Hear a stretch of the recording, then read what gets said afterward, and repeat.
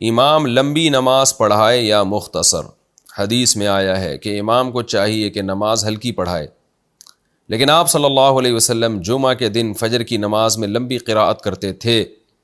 اسی طرح جمعہ کی نماز اور صلاۃ الکسوف کی بھی لمبی نمازیں ثابت ہے، تو ان احادیث میں تطبیق کیسے دیں گے؟ دیکھیں، احادیث میں جو امام کو حکم ہے نا لمبی نماز پڑھائے، وہ فرض نماز ہے۔ نوافل جیسے بعض دفعہ گھر میں تہجد آپ پڑھ رہے ہوتے ہیں، کوئی آپ کے ساتھ اقتدا کر لیتا ہے تو وہاں تو لمبی بھی پڑھ سکتے ہیں، کیونکہ یہ فرض تھوڑی ہے، اگر اس کو لمبی لگ رہی ہے تو نہ پڑھے وہ آپ کے پیچھے، جبکہ فرض نماز تو مسجد میں ہی پڑھنی ہے سب نے۔ تو اسی طرح صلاۃ الکسوف، صلاۃ الخسوف، یہ سب نفل نمازیں ہیں، اور یہ بہت لمبی پڑھنا نبی صلی اللہ علیہ وسلم سے ثابت ہے، تو یہ لمبی ہی پڑھائی جائیں گی، یہ مختصر نہیں پڑھائی جائیں گی۔ لیکن فرض نماز مختصر ہے کیونکہ وہ بار بار پڑھائی جاتی ہے، لیکن اتنی مختصر کہ سنت قرات ہی نہ ہو، وہ بھی ٹھیک نہیں ہے۔ یہ جو فجر کی نماز ہے نا، اس میں طوال مفصل پڑھنا سنت ہے، سورہ حجرات سے لے کے سورہ بروج تک، اور ظہر کی نماز میں بھی ایسا ہی ہے، طوال مفصل پڑھنا سنت ہے، اور عصر اور عشاء میں اوساط مفصل، سورہ بروج سے لے کے سورہ بینہ لم یکن الذین کفروا تک، اور مغرب کی نماز میں سورہ بینہ سے لے کے سورہ ناس تک۔ آج کل عام طور پہ امام حضرات اس چیز کا خیال نہیں کرتے، مغرب میں پڑھ رہے ہوں گے سورہ بقرہ سے، اور فجر میں پڑھ رہے ہوں گے 30ویں پارے سے، اور ظہر کا تو پتہ ہی نہیں عصر کا کیا پڑھ رہے ہوتے ہیں۔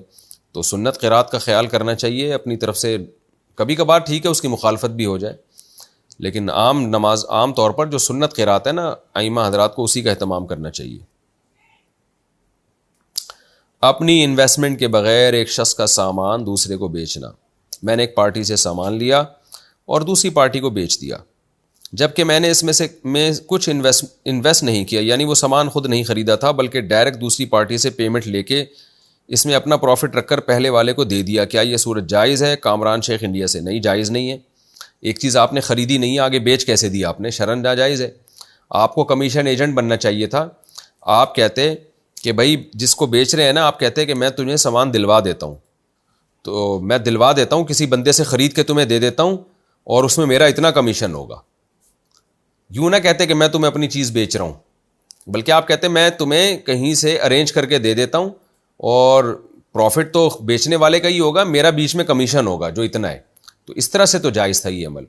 یا آپ بیچنے کا وعدہ کر سکتے تھے کہ بھائی میں تمہیں بیچ نہیں رہا، لیکن میں تم سے وعدہ کرتا ہوں کہ میں تمہیں بیچ دوں گا کل یا پرسوں، یا کوئی ٹائم بتا دیں، اور جو وعدہ تھا اس سے پہلے آپ وہ چیز خرید کے اپنے قبضے میں لاتے، اس کے بعد پھر دوبارہ کال کرتے اس کو، ہاں بھائی بتاؤ خریدنا ہے، تو اس کو یہ حق تھا کہ وہ انکار کر دے، اور یہ بھی حق ہے کہ وہ کہے ٹھیک ہے جی میں اپنے وعدے پر قائم ہوں۔ پھر آپ نئے سرے سے اس کو بے کرتے، اس سے خرید و فروخت کا معاملہ کرتے، چونکہ اب یہ چیز آپ کے قبضے میں آ گئی ہے، پھر آپ بیچ کے جتنا چاہے پروفٹ لیتے۔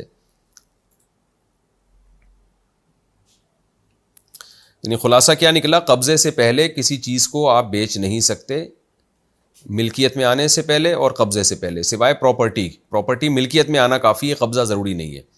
لیکن جو منقولی اشیاء ہوتی ہیں، موویبل ہوتی ہیں، ان میں خریدنا بھی ضروری ہے اور قبضے میں آنا بھی ضروری ہے، اس سے پہلے آگے آپ بیچ نہیں سکتے۔ تو لہذا قبضے میں خرید کے آگے بیچیں، اور اگر قبضہ نہیں لینا چاہتے، خریدنا نہیں چاہتے، پھر دو طریقے ہیں کمیشن کے۔ یا تو کمیشن ایجنٹ بن جائیں، آپ کہیں کہ میں کسی کی چیز تمہیں خریدوا دوں گا، میں دونوں کے جیسے اسٹیٹ ایجنٹ کر رہے ہوتے ہیں اس